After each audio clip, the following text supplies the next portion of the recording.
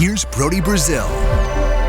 You know, when I first heard about this, I was instantly seeking more information because on social media, the headline was really interesting that the A's, if they move to Las Vegas, would consider 4 p.m. first pitch times for their weeknight home games.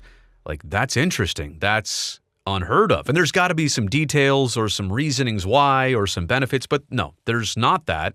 It was simply stated as that. Well, of course, I'm here in this video to add some thoughts and perspectives. I'll do that in just a second, but first let me just throw out some background. I'm somebody who enjoys innovation, and specifically start times of baseball games on the West Coast. They used to take place after the 7 o'clock hour. That's way too late. During 2020, they moved everything up to about 6 p.m. as a first pitch, and now since then they've relaxed it. They've moved it to about 6:30 in most West Coast ballparks for the major league level. So I think moving games up is a good thing. Generally speaking, I am all for that. But moving them up to 4 p.m., you got to wonder why nobody else is doing that and why this is being considered here. There's a lot of things that the A's are getting the wheels moving on that nobody else has done, like build a new ballpark, a brand new big league ballpark on just 9 acres, or build a brand new ballpark with a capacity lowest in the league at only 30,000. To build a brand new ballpark in the smallest would-be Major League Baseball market to target 30% of your fans as tourists. Now, I get it. It's Las Vegas, totally different market and demographics, but that is still reliant on a lot of people that have to do something special just to get to your games. You're also a team that is going to need to sell out basically every single game to capacity to pay off the bond obligations. No team really does that. And now the consideration of a 4 p.m. regular thing here for weeknight first pitches. Again, you got to ask yourself, what's the difference between innovation and a good idea and the reality that if nobody else is doing this and nobody else is doing all these things, like, are there good reasons why? So let me actually give credit here to Bill Shakin of the Los Angeles Times. The reference here about the potential 4 p.m. first pitches, this appears in his recent column titled "Athletics Believe a Move to Las Vegas is Worth the Gamble and Will Pay Off." He's documenting how the A's feel about this relocation and maneuver. So let me actually, in favor here, we'll see both sides of it. Why would you try this? Why would you do something unprecedented? We're talking about, starting a West Coast game at an East Coast time, right? But there's a difference here. This is a unique market, a unique situation. I guess you're catering to tourists. I put that here on the bottom. Maybe that should have been on the top. But tourists are in town to maybe catch a game and do other things. And you're not going to be able to move the other things, like their tickets to Cirque du Soleil or the Blue Man Group, or I keep mentioning the same shows, Tiesto. Why do I keep bringing up Tiesto? But I get it. Like, you're trying to cater to their schedule and other things they have planned. Now, again, the A's have been estimating 30% of all the fans that fill up their stadium will be from out of town. They'll be tourists. Also, because of an earlier time, maybe you don't step on what is typically prime time for casinos and restaurants, the hours of 7, 8, 9, 10, 11, and midnight in the afternoon and into the evening and early morning hours. Maybe what you're doing is taking yourself out of that equation. Maybe if you're the A's coming into town, maybe that's a sign and a show of respect to casinos that, you know what, you all do your thing. This is your territory. These are your hours. And look, I realize Las Vegas is a 24/7 thing, but especially in the evening hours, dinners, get-togethers, gambling, whatever, shows especially, all that stuff takes place majority during those hours. So maybe the A's are saying, we're new here. We'll pick a different time slot and try and make that our thing. Okay. Again, I'm trying to see this. Why try this? You can tell that I probably don't fully understand it. Maybe don't even favor it. Still undecided. But it's interesting. There's also, I guess, the aspect of you get more of your West Coast games on at an earlier East Coast hour. So it's like free advertising that people all across the Atlantic can can watch your games at an hour that's not 1 a.m. in the 7th inning. It's a little more digestible for East Coast fans. And yeah, the bottom line here is that you are big time catering to tourists. I don't know if this is for the locals. I get it. Some locals in Las Vegas work the night shift. They've got opposite hours of a 9 to 5. Some do. But I know there's a lot of people in Las Vegas that don't work an entertainment job, a casino job, a night job.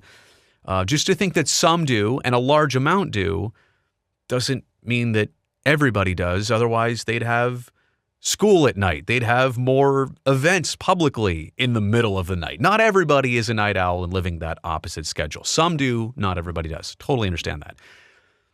But here's why I think all of this just misses a little bit. I mean, what about the 70%? If you're the A's, and these are their numbers, I'm not making them up, what about the 70% of your fan base? What about the season ticket holders? Yeah, forget the 30% who are buying tickets probably on the secondary market or getting them comped through a hotel situation. What about the people the PSLs that you're going to sell? What about the people who are ponying up a lot of cash and some extra cash just to get tickets? And now you're going to tell them, you know what, during your 9 to 5, we're actually starting our games 1 hour in or 1 hour before your shift at work even ends at 5 p.m., let alone the fact that you need to get there. I don't get it. I mean, I understand you have a certain demographic, you have a certain core of your attendance that's going to be from out of town. This works for them, but that's 30%. The 70% who lives in Las Vegas, who's a resident, who wants season tickets, I don't know if they can do that. I don't want to speak for all of them. It just is unheard of. I would also say forget the fans for just 1 second. Like, they're very important. But how about your product on the field? Now, quick backstory. Major League Baseball players, a lot of times, even when they're on the East Coast, right, they keep their body clock on West Coast time. Here, let's get rid of the graphic for a second. Why would they do that? So side story, side lesson here. Because if you are falling asleep on an East Coast like body clock time zone, like for example, right now, it's 10 p.m. as I'm recording this video. Yeah, it's the nighttime.